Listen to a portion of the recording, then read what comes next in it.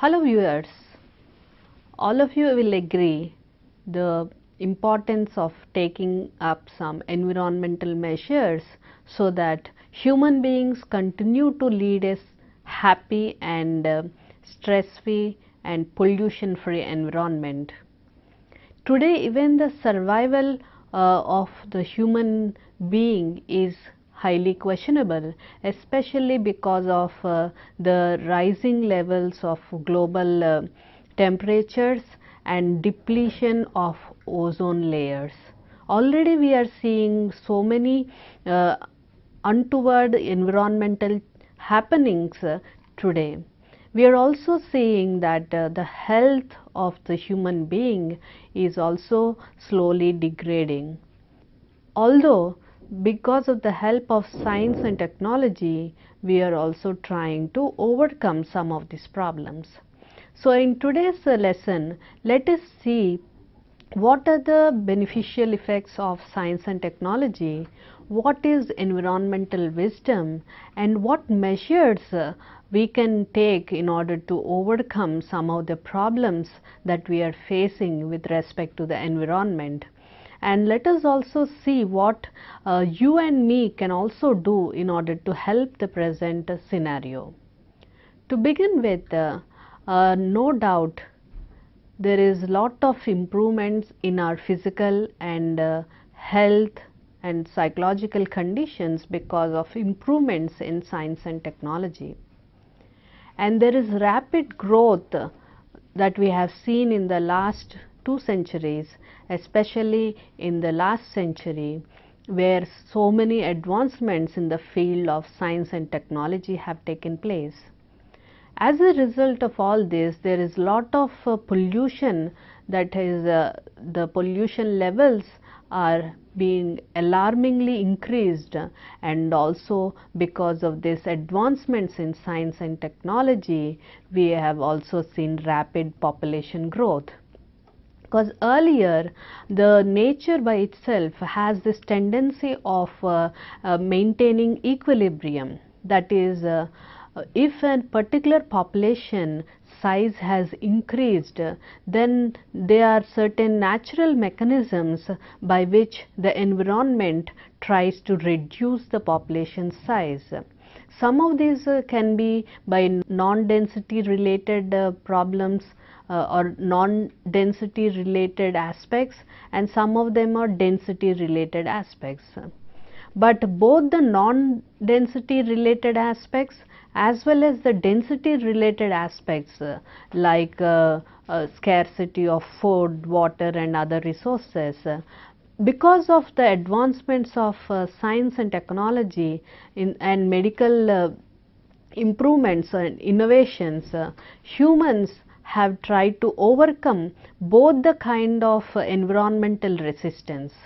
So as a result, even though the environment has been trying to make its own attempt for stabilizing human population, because of these advancements, we have somehow tried to overcome them. So today the life expectancy rate of the humans is much higher than in earlier periods, and the infant mortality rate is also getting lesser and lesser. Not only that, the other communicable diseases, especially infectious diseases, many of them which have posed a major threat in the earlier generations, are today successfully overcome, like for example smallpox or other such kind of infections are more or less completely eradicated. Of course, there are certain other new problems that are coming up, but again science is trying to find some way of overcoming that also.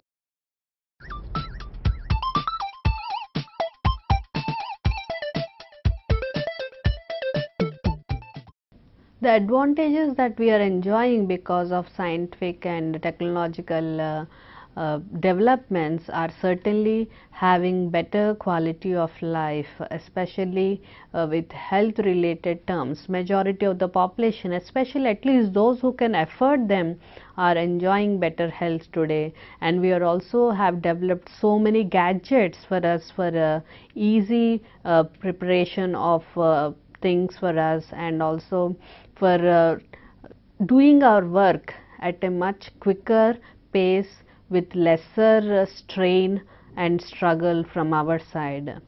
So there are many of these technological innovations are helping us to keep in touch with all our family members and friends, and as a result is certainly enriching our social lives. But on the other hand, these very technological developments are making us over dependent on them, and slowly and gradually our own mental faculties and our own physical capacities and capabilities are slowly getting lowered, because earlier what men can do or what humans can do physically, today many of them are not able to do it. So it means that because of these technological and scientific advancements, are humans getting strengthened or are they getting weakened? So the technological innovations by themselves are probably, although they are speeding up things for us, but whatever might be the effects, still there are many other harmful effects, because today what we call as stress is present in all age groups and in all sections of the society. Earlier stress was only present, say, for an adult. Until they have reached adulthood, there is not much of a stress that people used to face. But today we see stress is present all over, because working on these gadgets involves a lot of capabilities, especially mental faculties. So these working on these gadgets for a long period of time strains the individual's visual system, strains the auditory system, strains the other sensory systems, and as a result the person feels lot of fatigue and strain. And also there is lot of stress that is increased because of various reasons. Apart from this, the problem of obsolescence is also there, because technology is being upgraded at a very high rate, or the speed at which technology is developing today is so great that today if we go and buy some gadget from the stores, by the time we reach home it is also already becoming obsolete. So the satisfaction that earlier people used to have, the joy that they used to get when they go out and purchase something, is not there today, because that joy, even if it is there, is short lived. For example, you went and purchased one 3G mobile phone which is supposed to be the latest. So very soon 4G might come, and so that is going to your happiness is short lived in that sense, although you have to spend lot of money for that procuring the latest. So many other factors are also having an impact both on the psychological and physical health. Coming to environmental aspects, because of this obsolescence and because of many other factors, producing these gadgets and other industrial products is resulting in lot of pollution in the environment, and because of the pollution there are many side effects that we are observing today, to such an extent that even the very protective layer that nature has arranged for us, the ozone layer, is also getting depleted. To understand how the scientific and technological advancements and our present day lifestyle is having an impact on the environment, let us have a look at slide. In this slide you can see the inputs that are taken from the environment and also the outputs that we are giving into the environment. Here you can see there are two inputs especially that we are taking from the environment. One is high quality energy and also high quality matter. So both these we are taking from the environment, and we are subjecting it to system thorough outputs and various technological, scientific and other changes that we are doing today. And finally, let us see the outputs that we are giving into the environment. By taking high quality energy, the output that we are giving is low quality energy, that is, heat is being produced. And by taking high quality matter, we are leaving into the environment waste and pollution. So you can see that every day we are taking all good from the environment, and because of our present day lifestyle, and because of the industries, and because of the way in which we are manufacturing our things today, because of all that, we are continuously leaving into the environment all hazardous waste. So you can imagine the extent of exploitation that humans are doing regarding environment. And let us have another slide which shows the extent to which we are technologically bombarded. In this diagram you can see a house, and in this house you see that everything is technologically monitored. For example, the kind of lighting systems that is present in the house, the kind of telephone systems or heating systems that are present. Then apart from that, you can also see that in the house there is internet, then there is cooking systems and also AC systems.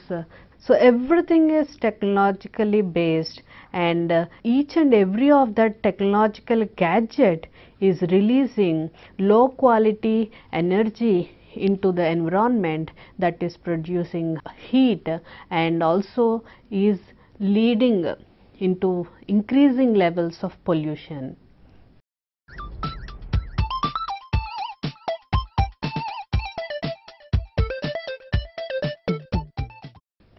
In this module, let us see what environmental psychologists are doing from their side in order to counter this kind of pollution and other adverse effects of present day developments in science and technology.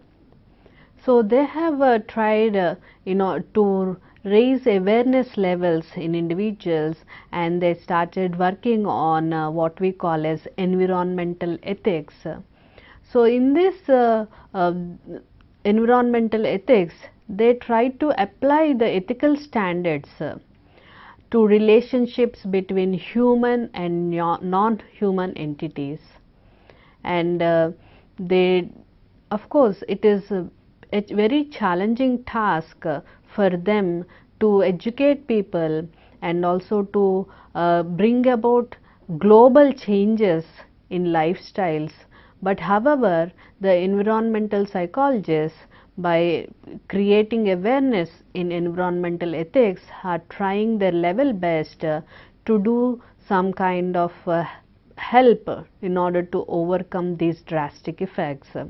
So they are considering such factors, and they conduct several debates like is it helpful or is it economical or beneficial to, for example, deforest in order to get jobs. So there will be some people who say that if that particular forest is cut down, there will be lot of jobs to many people, and they can build some industries in that particular area, which is even going to give more jobs to the unemployed. So, but there will be some others who debate that maintaining forest land is in fact more helpful. So these environmental psychologists, when they try to bring out environmental ethics, they are really working on several sensitive areas. For example, debates like can some communities be overexposed to industrial waste? So you can see that in every town or city that all the industrial waste they go into the slums. They do not run into expensive or very good neighborhoods, but you see that many of the industries they let their waste into low socioeconomic status localities. So the debate there goes whether how ethical it is for us to make them exposed to those hazardous wastes. In their attempts to spread awareness about environmental ethics, psychologists have come to understand that different people react differently to their information. So, what factors contribute to this is what they have researched upon, and they found out that certain people coming from certain cultural backgrounds, they are more conducive to this kind of thinking rather than people who come from different cultural backgrounds. They have also found that religion also has a sort of influence that decides whether a person will adopt these environmental conducive measures or not. So, spirituality has an influence regarding adoption of environmental ethics to some extent, researchers have found. Apart from that, the interests of the individuals also has an impact. For example, if it is a debate regarding letting some industrial wastes into a particular slum area, because there is no other option for the industry that is nearby, or because after the establishment of the industry, these slum dwellers have come and pitched their tents nearby. So, in whatever the case might be, the interest of people who say talk further or support the industrials is certainly different from the interest of people who talk on the side of the slum dwellers. So, certainly the interest or vested interest is a major contributing or affecting factor regarding those people will follow or adapt these environmental friendly measures or not. Another important thing is the kind of political ideology that they have, and this is especially true regarding the kind of government policies that they take. Today we see that different countries adopt different kind of political ideologies when it comes to response to environmental pollution. There are some countries which have adopted safer measures, but some countries did not adopt measures because of various reasons. So, the political ideologies also have an impact.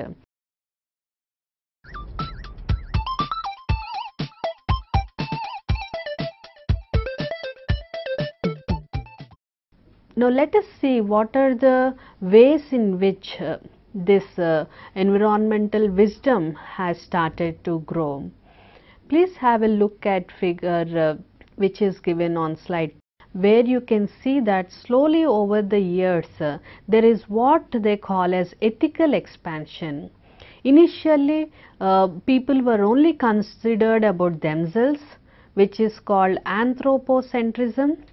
And then slowly they started understanding that they have to take care about the animals and birds and other plants around them.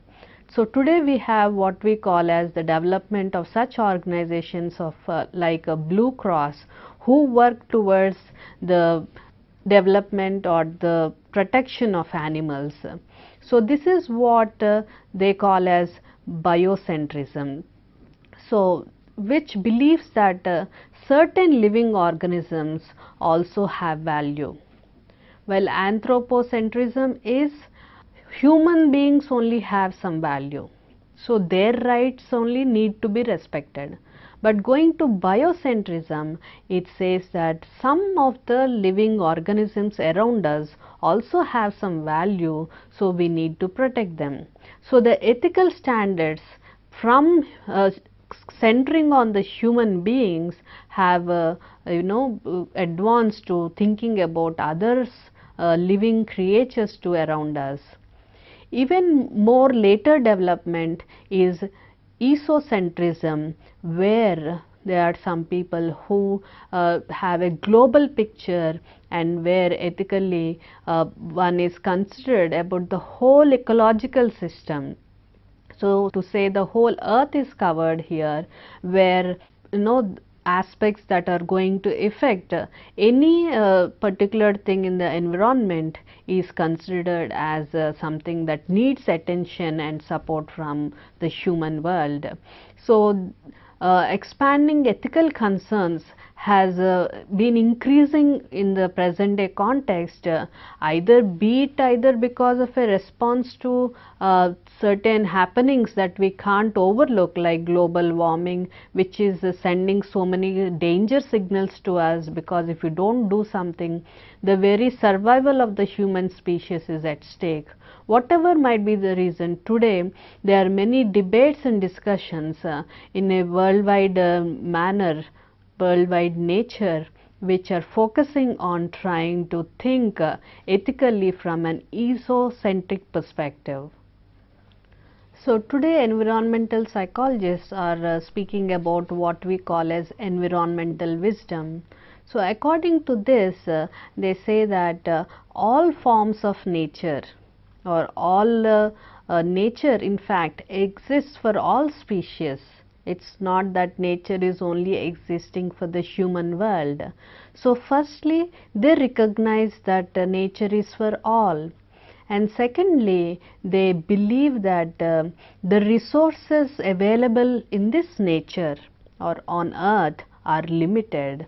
So, that is why they have to be judiciously used. So, any kind of misuse has to be minimized, and beneficial uses have to be adopted. Apart from that, environmental wisdom also postulates that we should encourage such scientific and technological developments that are going to sustain life on earth, rather than resulting in harmful effects on life on earth. And the environmental wisdom also clearly states that our success on earth depends on understanding how the earth sustains itself and making all attempts to help in the process. So, understanding how there is growth in the environment, how the pollution is going to adversely affect on the environment, and studying all these factors in depth will help us to understand how we are trying to degrade the environment, and allow us to learn proper methods by which we can help us to teach how not to degrade the environment, but help us to find ways in which our activities here on earth will in fact help in its sustenance and not result in its destruction.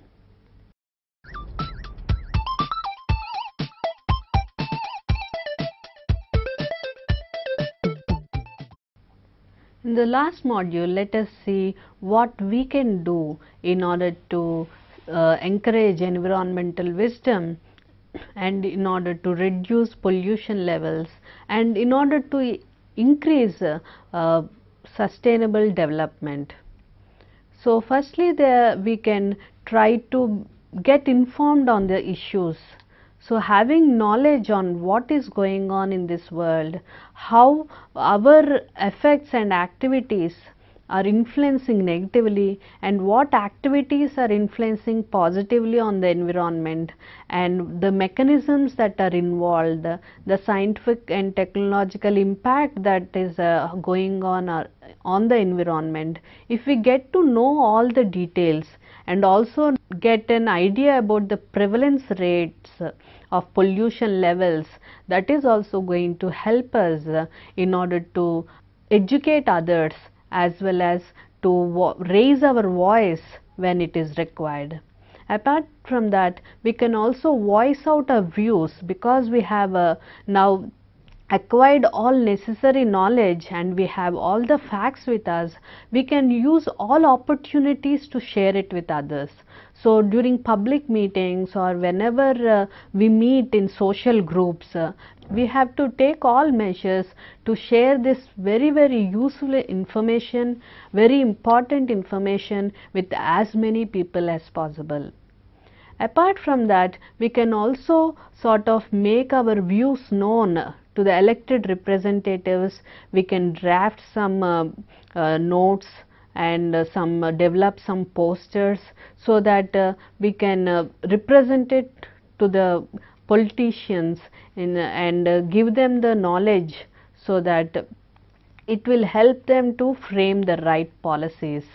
Apart from that, we can make all measures, say write several blogs on the internet or try to write some short summary notes, especially for children in terms that they can understand, or we can do some social surveys by campaigning, visiting all schools or visiting our neighborhoods, especially educating the slum dwellers so that they will raise their voices when it is required, and they will also do their best to minimize the kind of pollution that they are doing.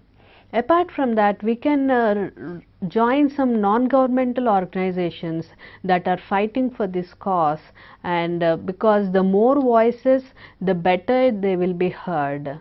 So from our side, we can do a variety of things to put forth the environmental wisdom and to see that the environment is protected.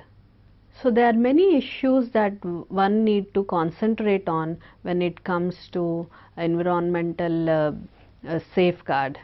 But there are some very important components that need immediate and urgent attention, like sustainable forestry, the need for social conservation, and also sustainable water use, non-renewable mineral resources, and also highlight climate change and ozone depletion. Apart from that, trying to prevent pollutions and waste reduction, and also environmentally sustainable economic and political systems, and also to create environmental worldviews and ethics to make sure that this environmental wisdom is being carried forward in the right spirit and in the right direction.